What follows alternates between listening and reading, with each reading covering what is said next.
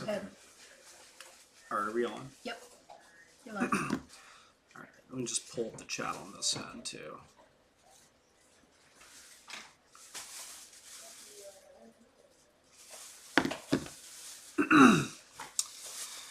Hey, good afternoon, everybody. Meteorologist Dylan Federico here in the Fox 4 Weather Center. We've had a very busy day here in North Texas. We had another round of strong to severe storms move through this morning. And we had some particularly strong ones, especially south and east of the Metroplex, including a possible tornado in Jewett, Texas. We've gotten some pictures in of that damage, along with the hail that we saw earlier today. And we'll show you those in just a second. A couple of other things. We'll go through what to expect the rest of today, and also those rain chances for the rest of the work week as well, possibly into Saturday as well. All right, so let's go ahead and jump into it. We got a lot of pictures of the hail from this morning. And by the way, if you have any hail pictures or any damage reports you want to send our way, you can send those to our email at Fox4, or you can DM us as well. All right, here's the first picture. We got quarter-sized hail this morning. This was over in Lake Highlands from Denise. And we got a lot of pictures like that this morning of pocket-change hail across the area. Fortunately, didn't see anything larger than that, but still causing a lot of problems across the area. Here's another picture. This is from TJ and Garland, marble-sized hail.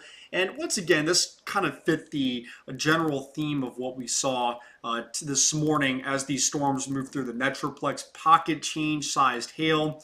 Nothing really too much larger than that. And also at one point too, these storms had a lot of wind with them, knocking out some power. At one point, we had up to 23,000 customers without power here in North Texas. 12,000 of those in Tarrant County. So a lot of outages this morning with those winds as well. But by far the strongest storm today appears to be down to our south east over in Jewett, Texas, where there is some possible tornado damage. Now, we got a bunch of pictures from our Fox 4 storm chaser, Aaron Estman, but just looking at the National Weather Service chat, I'm seeing a lot of other pictures of damage coming in. So this town looks like it got hit hard, and just based on what I'm seeing right now, the National Weather Service will almost certainly send a team down there to investigate that damage either later today or tomorrow, just depending on how they're staffed. So let's go through some of these pictures. We'll just call it possible tornado damage. We did have a tornado warning down there earlier this afternoon. So in this picture, you can see what looks like a brick building, damaged pretty seriously. You can see the bricks falling on that vehicle next to it. Also see some metal structures there twisted up from the wind. So whether this was a tornado or straight line wind damage, it was very powerful, and you can see that in that picture. But there's plenty more.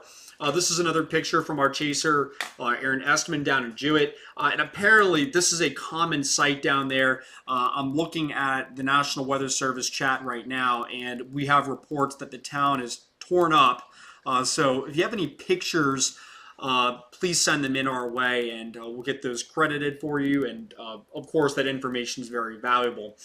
So here's another picture, though. You can see a tree clearly snapped. So very strong winds with this as it pushed through this morning and into this afternoon.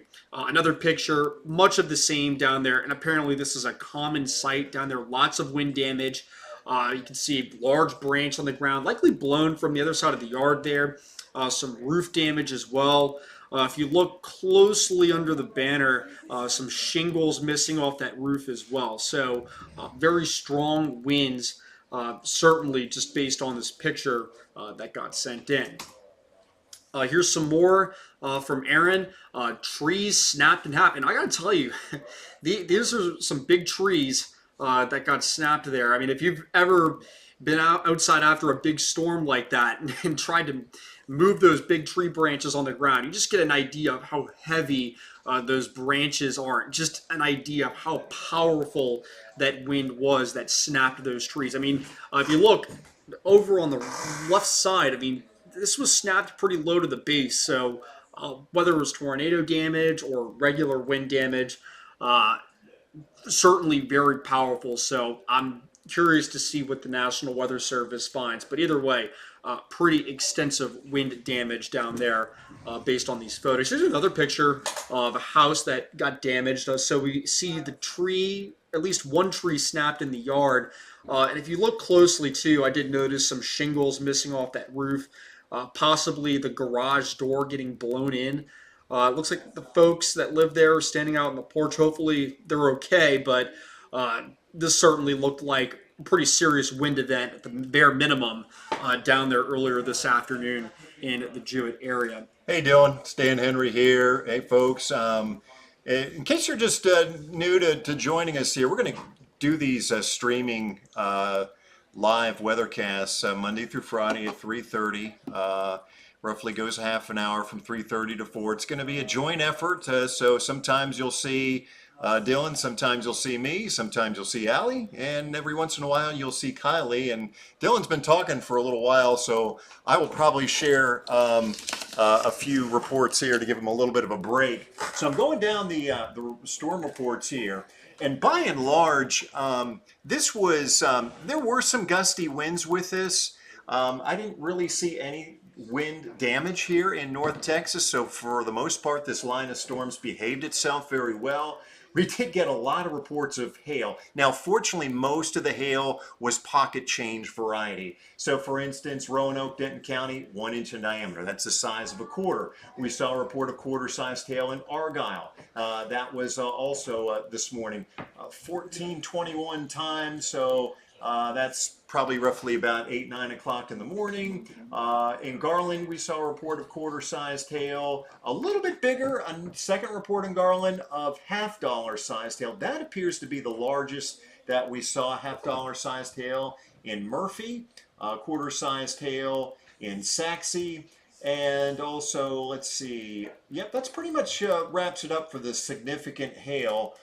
If we did see other hail reports, they were less than that. So dimes, pennies, nickels, that's all below severe criteria. It's got to be a quarter or larger to be considered severe hail force. And the good news is, and Dylan is going to discuss this, the worst is all out here now. In fact, the radar is looking very clear, and so that's going to bode well for us for the remainder of this afternoon as we're heading towards the afternoon rush hour. I came in just a little while ago, and it's still kind of clogged out there in the roadways, but I think within the next hour, the roads are going to get a lot clearer, and it should be smooth sailing from 4:30, 5 o'clock on as we head through the evening hours. So I'm going to go ahead and give the floor back to Dylan for a little bit.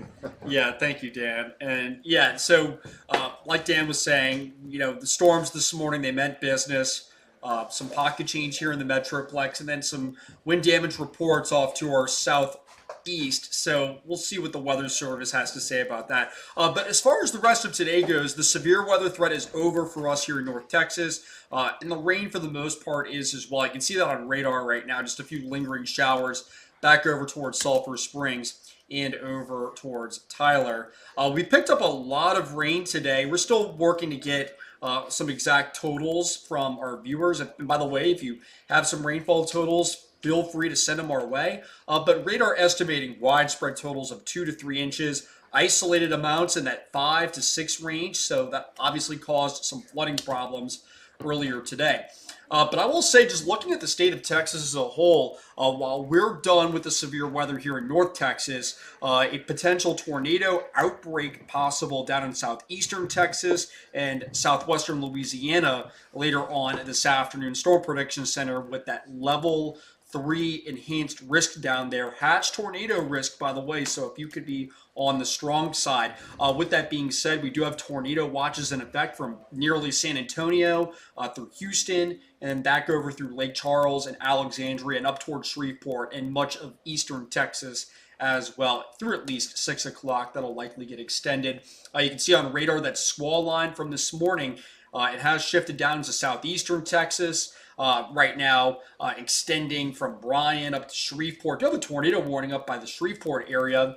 we can take a little bit of a closer look at where that is. So yeah, Shreveport getting drilled right now with heavy rain, tornado-warned storm, and that's pushing through there right now. If you know any folks over in Shreveport or along the I-20 corridor there in North Louisiana, I'll go ahead and give them a heads up. And then just kind of going down the line, very heavy rain right now, Alto, Wells, and then further down to the southeast into Lovelady, and further down towards the Bryan area as well. Down south into Houston, just some scattered showers at the moment, some heavier storms back over towards the Beaumont area. And by the way, big flood threat with this as it stalls along the I-10 corridor tonight from southern Texas over towards southeastern Louisiana as well.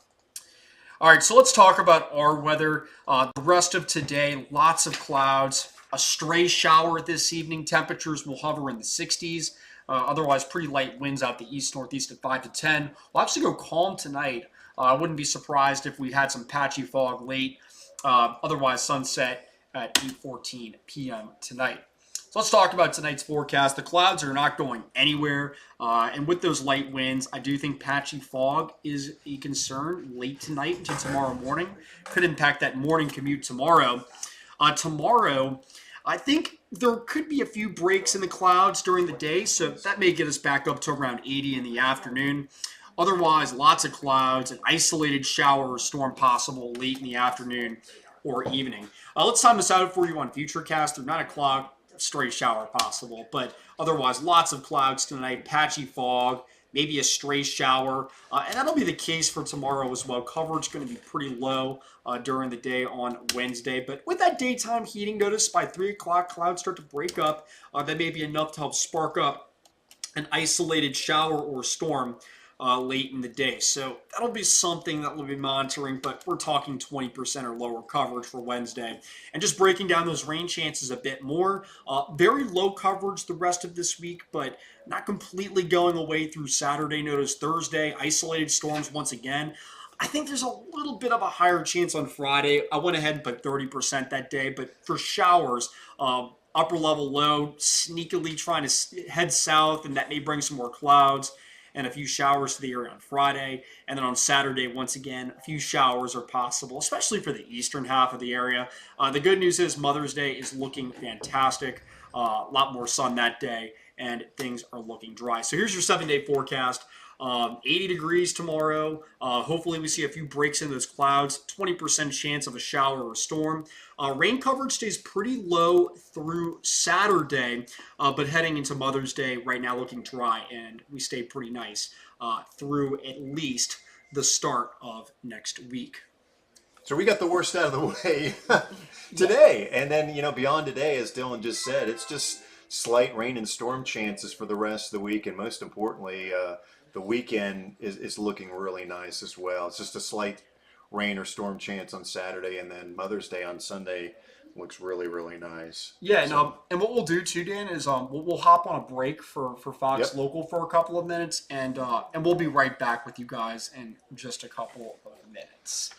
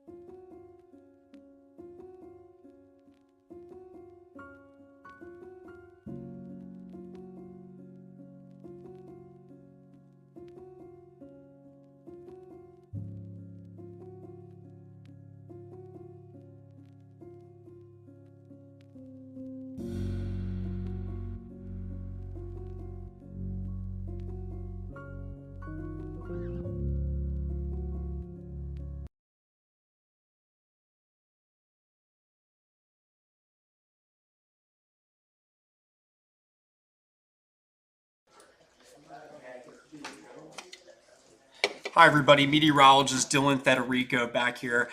So the good news is that the severe weather threat has ended for North Texas today, but still a few lingering showers are possible this evening. So what we'll do is we'll leave the radar live for the remainder of this show, and if anything changes, we'll hop back on.